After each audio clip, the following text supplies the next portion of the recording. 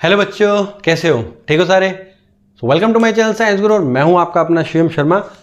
तो आज हम लेके आए हैं पार्ट नंबर 1, वो भी इलेक्ट्रिक पोटेंशियल एंड कैपेसिटेंस का। बहुत ही प्यारा चैप्टर है। और इससे पहले मैंने इलेक्ट्रोस्टैटिक, जिसमें स्टैटिक इलेक्ट्रिसिटी के बारे में डिस्कस किया है, जहाँ पे कूलम लॉ, फोर्स, एक्सियल या फिर इक्वेटोरियल पॉइंट हो गया, टॉर्क हो गया, गॉस थ्योरम के बारे में डिस्कस किया है। वो जाके देख सकते हो, बहुत ही ईजी चैप्टर है। ठीक है, बहुत ईजी टॉपिक्स करवाए हैं उसमें और कुछ न्यूमेरिकल प्रॉब्लम भी करवाए हैं, इंपॉर्टेंट है जो। अब इस चैप्टर के अंदर हम पोटेंशियल सीखेंगे। देखो, दो चीज़ें होती हैं। एक होता है हमारे पास पोटेंशियल, मतलब इलेक्ट्रिक पोटेंशियल, और एक होता है हमारे पास इलेक्ट्रिक पोटेंशियल डिफरेंस।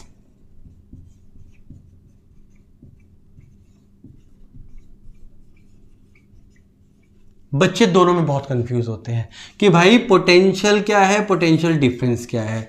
और आप भी उनमें से एक होंगे जिनको इन दोनों के बारे में डिफरेंस नहीं पता होगा। तो बिल्कुल बेसिक से चैप्टर को उठाएंगे और फिर electric potential difference, potential due to a point charge at axial point, at equatorial point, capacitance, हर एक चीज़ के बारे में डिस्कस करने वाले हैं। बहुत मज़ा आने वाला है in fact. So if I talking about electric potential, देखो पहले पोटेंशियल क्या होता है? पोटेंशियल होता है अंदर की क्षमता, जो चार्ज के अंदर की क्षमता, या हमारे अंदर, जैसे हम बोल दें कि भाई हमारे अंदर पोटेंशियल बहुत ज़्यादा है, वो मतलब क्या है उसका? हमारे अंदर पोटेंशियल मतलब कुछ अंदर की चीज़ है। ठीक है, तो मान लेते हैं कि यहाँ पर हमारे पास एक चार्ज रखा है पॉजिटिव Q, और एक किसी यूनिट पॉजिटिव चार्ज को या किसी भी छोटे बड़े चार्ज को हम बहुत दूर से लेके आते हैं। तो इससे पहले ये जान लेते हैं इसकी इलेक्ट्रिक फील्ड इस डायरेक्शन में होगी। क्लियर है? अब अगर किसी चार्ज को हम बहुत दूर से लेके आते हैं, से इंफिनिटी से लेके आते हैं किसी एक पॉइंट पे against electric field. Electric field में इस तरफ इलेक्ट्रिक फील्ड है और इसी तरफ फोर्स लग रहा है इसके ऊपर, तो ये भी पॉजिटिव है, ये Q नॉट भी पॉजिटिव है, इसके ऊपर फोर्स लगाएगा। जब ये फोर्स लगाएगा तो इसके ऑपोजिट में इसको खींच के लेके आ रहा हूं, इसके ऊपर वर्क डन कर रहा हूं, तो वर्क डन इस चार्ज के ऊपर किया जा रहा है। इस चार्ज को इंफिनिटी से एक पॉइंट पे लाया जा रहा है, इसको बोलते हैं इलेक्ट्रिक पोटेंशियल। क्लियर है? रीजन, क्योंकि इंफिनिटी में हमें नहीं पता पोटेंशियल क्या है, तो हम पोटेंशियल भी क्या लेते हैं? इंफिनिटी। तो क्या पॉइंट मान लेते हैं, ये पॉइंट इंफिनिटी है, ये पॉइंट हमारे पास से ए पॉइंट है। तो जब यहां तक लेके आऊंगा तो क्या होता है basically, potential is equal to work done, कहां से? इंफिनिटी से लेके ए तक पर यूनिट चार्ज, इसे बोलते हैं इलेक्ट्रिक पोटेंशियल। मजा आया देख के? नाउ अब बात ये आती है कि भाई पोटेंशियल डिफरेंस क्या होता है। अब मान लेते हैं अगेन यहाँ पे पॉजिटिव चार्ज है। अब मैंने इसमें दो पॉइंट ऐसे लिए जो नोन पॉइंट हो, से ए और ये बी। अब ए से लेके बी तक आ रहा है, क्योंकि हम बहुत पास आ रहे हैं और जितना पास आएंगे उतनी ज्यादा फोर्स इसके ऊपर लगेगी। मतलब यहां पे पोटेंशियल वी बी होगा और यहां पोटेंशियल वी ए होगा। और एक और चीज, वी ए और वी बी में क्या फर्क होगा कि भाई पोटेंशियल बी पे ज्यादा होगा देन ए। तो सिंपल सी डेफिनेशन होती है इलेक्ट्रिक पोटेंशियल की, the amount of work done bring a charge from that one point two another point, या इंफिनिटी से लेके एक पॉइंट तक लेके आने के लिए जितना वर्क डन किया है इस चार्ज के ऊपर, उसे बोलते हैं हम उसका पोटेंशियल। तो यहां पर भी कुछ ऐसी बात करेंगे ना। पोटेंशियल वी ए से लेके बी तक, तो डब्ल्यू ए से लेके बी तक पर यूनिट चार्ज। अगर मैं इस चार्ज को यहां से लेके आ रहा हूं और इलेक्ट्रिक फील्ड तो हमारी लगी इस तरफ रही है, और इलेक्ट्रिक फील्ड और फोर्स एक ही डायरेक्शन में होती है। क्लियर है यहां तक? No, V A B is equal to, मैं लेके आ रहा हूं ए से लेके बी तक, तो यहां पे वर्क डन कितना करना पड़ेगा? माइनस बी पे वर्क डन कितना करना पड़ेगा? वो मेरा पोटेंशियल आ गया। बहुत बढ़िया। क्लियर है? नाउ एक और चीज याद रखेंगे, ये वी ए बी का क्या मतलब है? तो V B minus V A is equal to work done A से बी तक पर यूनिट चार्ज। इसे तो ये हमें दिखा रहा है कि एक पर्टिकुलर पोटेंशियल, मतलब ए पॉइंट पे कितना पोटेंशियल है, तो इसको वी ए बोल सकते हैं। इस तरह की चीज को हम इलेक्ट्रिक पोटेंशियल बोलते हैं। और अगर दो पॉइंट के बीच का हमें डिफरेंस निकालना हो तो हम उसे पोटेंशियल डिफरेंस बोलते हैं। वी ए बी को मैंने बी माइनस ए इसलिए किया है क्योंकि बी पे पोटेंशियल ज्यादा होगा और ए पे पोटेंशियल कम होगा। रीजन क्या है? रीजन ये है कि दूर है। अब देखो यहां से हमें धक्का मारा जा रहा है, यहां पे कम धक्का होगा, यहां पे ज्यादा धक्का होगा, तो इसके अंदर वो जो पोटेंशियल है वो ज्यादा डेवलप हो जाएगा, इसके अंदर पोटेंशियल कम होगा। और यही रीजन है कि मैं यहां पे VB माइनस VA करता हूं। छोटा सा फॉर्मूला है, बिल्कुल बहुत छोटा सा फॉर्मूला, या जनरल फॉर्म में मैं ये बोल सकता हूं that V is equal to W by Q, क्योंकि हर बार Q0 नहीं होने वाला चार्ज कुछ भी हो सकता है। ये ज्यादा भी हो सकता है, ये कम भी हो सकता है, प्लस भी हो सकता है, माइनस भी हो सकता है, पोटेंशियल नेगेटिव भी होता है, पोटेंशियल पॉजिटिव भी होता है। ना आगे बट फिर भी स्केलर क्वांटिटी होती है।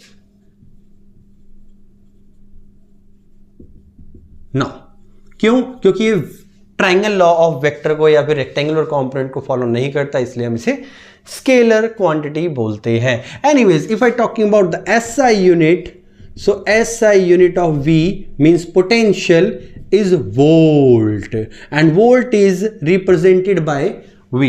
नाउ अगर मैं यहां पे देखूं, ये वोल्ट है, ये वर्क डन है, वर्क डन किस में होता है? जूल में। तो अगर मैं बोलूं कि V is equal to W by Q, तो 1 volt is equal to work done 1 joule होगा, 1 कूलम चार्ज के ऊपर होगा, तो हम उसे बोल देंगे कि भाई 1 वोल्ट पोटेंशियल है। मतलब ये सिंपल सी डेफिनेशन, 1 वोल्ट पोटेंशियल कब होगा?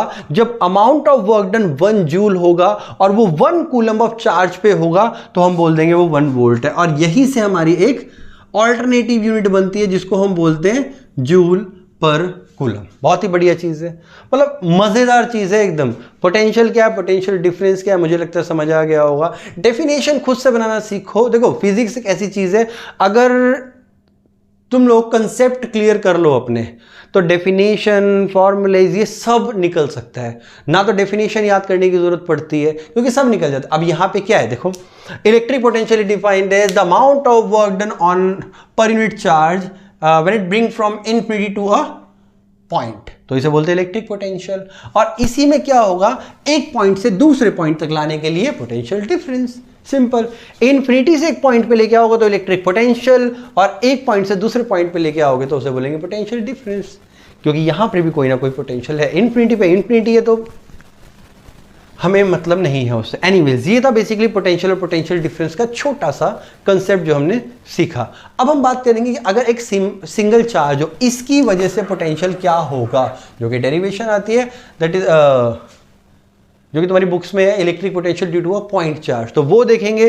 और उसके बाद फिर हम आगे बढ़ेंगे और इस चैप्टर में बहुत ही इंटरेस्टिंग वीडियोस आने वाली है, क्योंकि पहले हमने पोटेंशियल सीखा है, अब हम देखेंगे कि पोटेंशियल पॉइंट चार्ज की वजह से क्या होता है, फिर हम देखेंगे कि एक्सियल पॉइंट पे क्या होता है, फिर हम देखेंगे इक्वेटोरियल पे क्या होता है, और उसके बाद फिर हम देखेंगे कि भाई एट एनी पॉइंट पे क्या होता है, मतलब ना एक्सियल है ना इक्वेटोरियल है, तो वहां क्या होगा। ऐसी बहुत सारी डेरिवेशन करने वाले हैं, बहुत मजा आने वाला है इस चैप्टर में। तो वीडियो को पूरी देखना और कॉपी पेन लेके बैठना भाई। अगर कॉपी पेन लेके नहीं बैठोगे तो भाई मेरी गारंटी नहीं है कि फिजिक्स समझ में आएगी। अब देखेंगे electric potential due to a point charge. अगर सिंपल एक पॉइंट चार्ज है हमारे पास, जो कि हम यहां पे ले लेते हैं, ये हमारे पास पॉइंट चार्ज है प्लस क्यू, और हम क्या करने वाले हैं, हमने यहां पर एक लाइन ली, इलेक्ट्रिक फील्ड बेसिकली। अब एक चार्ज को इन्फिनिटी पॉइंट से हम लेके आ रहे हैं। अब मैंने बताया था कि इन्फिनिटी पॉइंट पे पोटेंशियल क्या है हमें नहीं पता, तो मैं इस इन्फिनिटी से लेके एक चार्ज को यहां पे लाने वाला हूं P पॉइंट पे, and which is r distance apart from the centre of this charge. No, infinity से यहां तक लाना है, मुझे नहीं पता क्या करना पड़ेगा, मुझे कितना वर्क डन करना पड़ेगा, क्योंकि पता ही नहीं इन्फिनिटी कहां पे है।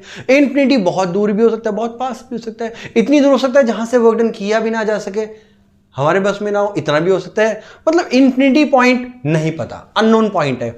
तो मैं इसके रास्ते में एक पॉइंट ले लेता हूं A से लेके और ये पॉइंट B तक, और इसका डिस्टेंस ले लेते हैं dx, और ये जो A पॉइंट है इसका डिस्टेंस यहां से ले लिया जाता है बेटा x। क्यों? देखो इन्फिनिटी का नहीं पता कहां पे है, तो मैं क्या करता हूं, इसके रास्ते में एक पॉइंट ले लिया मैंने A से लेके B तक। नाउ A से लेके B तक, A हमारे पास एक नोन पॉइंट है जहां से हम इसका वर्क डन करवा सकते हैं। नाउ देखो, work done to move a charge from A to B, अगर मैं A to B तक लेके आऊंगा एक चार्ज तो वर्क डन करना पड़ेगा। एंड वर्क डन का सिंपल सा फॉर्मूला है बेटा फोर्स इनटू डिस्प्लेसमेंट। सिर्फ यहां से लेके यहां तक की है तो मैंने यहां पे वर्क डन किया। अब प्रॉब्लम आ गई बेटा फोर्स नहीं है मेरे पास। अब यहां पे अगर मैं Q नॉट चार्ज को लेता हूं तो फोर्स निकाल सकता हूं। कैसे निकाल सकता हूं, ध्यान देंगे, इक्वेशन नंबर 1 मार्क कर लो और दूसरा यहां पे आ जाओ, force at A due two plus Q. इस प्लस क्यू की वजह से अगर मैं यहां पे फोर्स निकालता हूं तो F इज इक्वल टू के times q into q naught by x square. ये आ गया हमारे पास। Now mark this equation number 2। अब इक्वेशन नंबर 2 तो मार्क कर लिया, अब मैं वैल्यू पुट करूंगा तो ध्यान देंगे dw is equal to F dot d x, और एफ की वैल्यू बेटा बहुत अच्छे से जो निकली है वो पुट कर दो। ये आ गया। अब ये वर्क डन जो हमने किया है वो यहां से लेके यहां तक है, ना कि यहां से लेके यहां तक है। अब इंटीग्रेट करेंगे और छोटे से पॉइंट को ऐसे इलेबोरेट कर देंगे। ये छोटा सा पॉइंट है, इसको इंटीग्रेट करके ऐसे कर देंगे। ये पॉइंट इधर चला जाएगा, ये पॉइंट इधर चला जाएगा। रीजन, ये बड़ा पॉइंट, ये छोटा पॉइंट, तो इंटीग्रेट करेंगे बस। और इंटीग्रेट कैसे किया जाएगा पहले लिख लेते हैं, work done,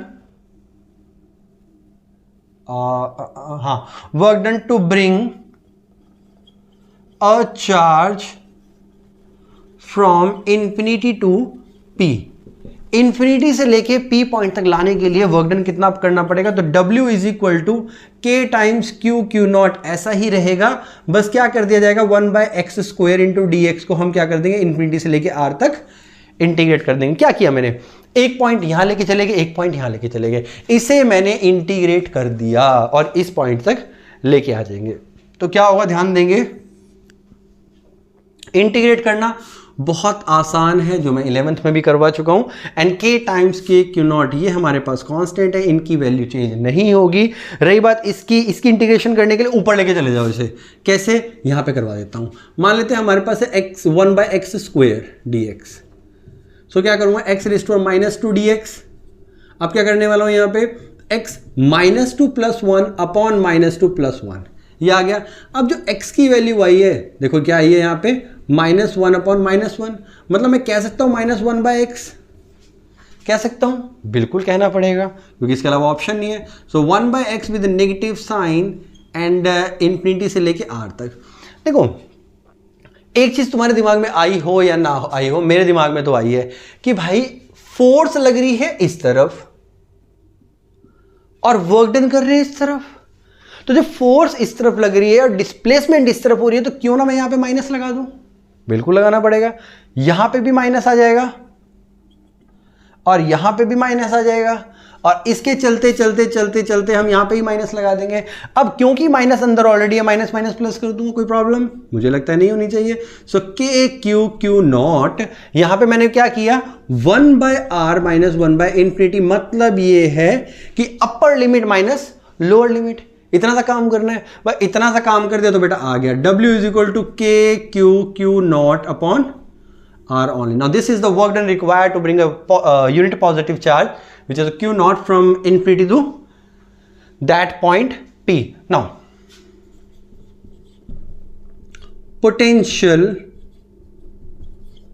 at P is given by, कैसे, potential is equal to work done upon charge, यही बताया था मैंने फॉर्मूला ना। Potential is equal to work done कितना किया हमने, k q q naught upon r upon q naught, and इससे ये भाग गया, ये इसको भगा के ले गया और हमारे पास आया v इज इक्वल टू के क्यू बाय आर।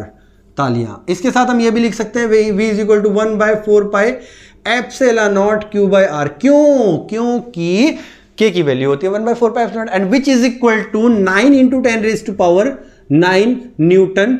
मैंने बताया था तुम्हें कैसे निकालने हैं, भूलना नहीं, दोबारा बता रहा हूं, ध्यान दो। F इज इक्वल टू के times Q1 Q2 by r square, यही था हमारे पास। ध्यान देंगे k की यूनिट निकालने के लिए क्या करना पड़ेगा, न्यूटन मीटर स्क्वायर पर कूलम स्क्वायर। क्या किया, इसको मल्टीप्लाई कर दिया, यहां इनको नीचे लेके आ गया, तो न्यूटन मीटर स्क्वायर पर कूलम स्क्वायर। भूलना नहीं, हर एक चीज बताऊंगा, हर एक चीज जो नहीं आएगी कमेंट में पुट करो, कमेंट में बताऊंगा, लेकिन कंसेप्ट क्लियर करेंगे, ऐसे रट्टा मार के आगे नहीं बढ़ेंगे। मैंने कुछ नहीं किया, यहाँ पे वर्क डन किया है। अब अगर तुम वर्क डन यहाँ से लेके यहाँ तक कर दो तो इंटीग्रेशन वैसा कर देंगे। जरूरी थोड़ी आर तक लेके आना है, 2r तक लेके आ जाओ, 3r तक लेके आ जाओ। वो बोले भाई इससे 2r पे कितना पोटेंशियल होगा तो उस हिसाब से वैल्यू पुट कर दो। सिंपल सा बेटा एक लॉजिक है कि कंसेप्ट समझो, ये वर्क डन क्या होता है, डिस्प्लेसमेंट क्या होता है, इनको समझो। इन बारीकियों को अगर तुम समझना सीख गए तो फिजिक्स बहुत ज़्यादा इजी हो जाएगी। फिजिक्स में ज़्यादा कुछ नहीं है, फिजिक्स में मेन कंसेप्ट है। 11th में तुमने एक चैप्टर किया था यूनिट्स एंड मेजरमेंट, U&M। इसके बाद किया था काइनेमेटिक्स, और काइनेमेटिक्स के बाद किया था लॉज ऑफ मोशन।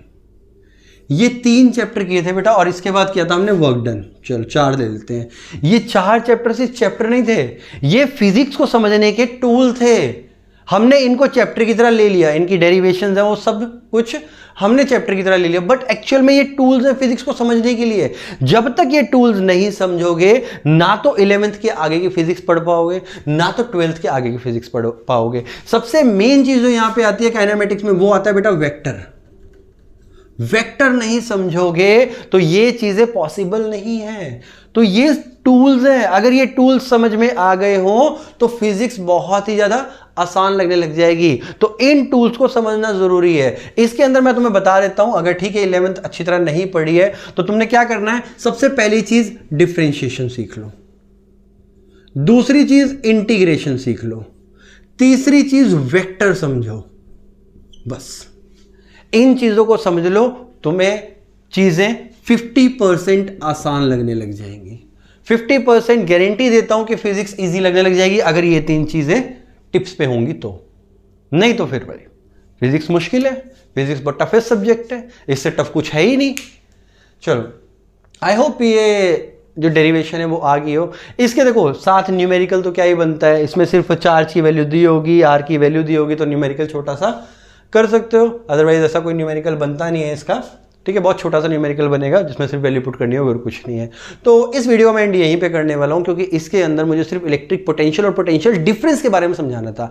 अगली वीडियो जो आएगी वो आएगी potential due to dipole at axial point, और दूसरा देखेंगे हम dipole due to equatorial point. Any point भी करवा सकता हूं उसमें, वो depending on the mood. And इस वीडियो को एंड करते हुए अगेन यही कहूंगा कि वीडियोस देखते वक्त कॉपी पेन साथ में लेके बैठा करें और काम करा करें। सो फिर मिलते हैं अगली वीडियो में, तब तक के लिए ध्यान रखिए और पढ़ते रहिए।